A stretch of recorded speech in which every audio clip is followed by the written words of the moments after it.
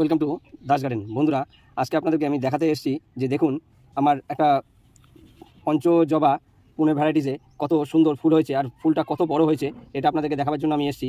দেখুন বন্ধুরা, এই যে দেখতে পাচ্ছেন বন্ধুরা, দেখুন ফুলটি কত বড় হয়েছে।